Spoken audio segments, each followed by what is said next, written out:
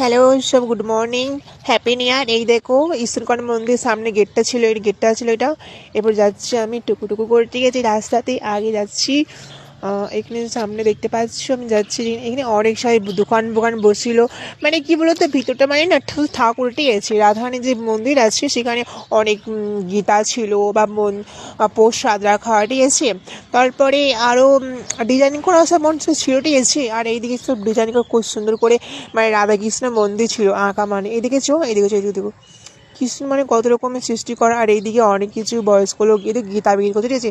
এটা হচ্ছে গীতা আছে, বই গীতা, মানে এখানে বসে হচ্ছে খাওয়া দাওয়া, ঠিক আছে। এখানে বসে হচ্ছে খাই সবাই, এখানে মানে প্রসাদ নিয়ে এসে সেই প্রসাদ দিতে নিয়ে এসে খাচ্ছে। এদিকে অনেক দিকে এসছো, অনেক মেয়েরা আমার অনেক সময় খাচ্ছি। আর এদিকে সব প্রসাদ দোকান আছে, অনেক মেয়ে তো প্লেটে করে খাবার নিয়ে বাইরে যাচ্ছে।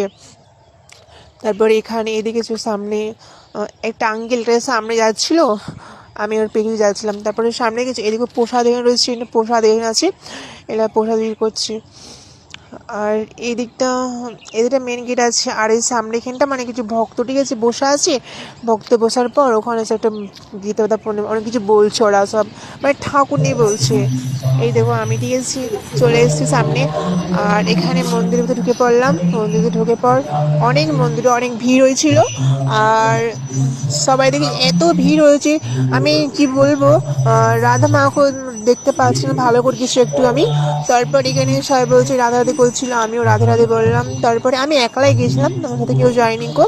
আর আমি কাউকে তাদের বলতে পারিনি কো। আমার কিছু ফ্রেন্ড দিয়ে বললাম, তারা বলছেন আমার যাওয়া হবে না। এখন ঠিক আছে, নো প্রবলেম।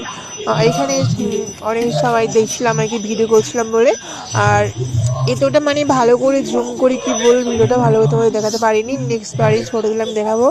আর ইস্কন মন্দির আমি একবার নয়, মানে আর একবার গিয়েছিলাম আমি, যখন তখন কোনো ওকেশন ছিল না, আমি তখন গিয়েছিলাম ইস্কন মন্দির। তখন খুব সুন্দর মন্দির, তখন সিম্পলি পুজো হয়েছিল, আমি পুজোতে গেলাম সেখানে। অনেক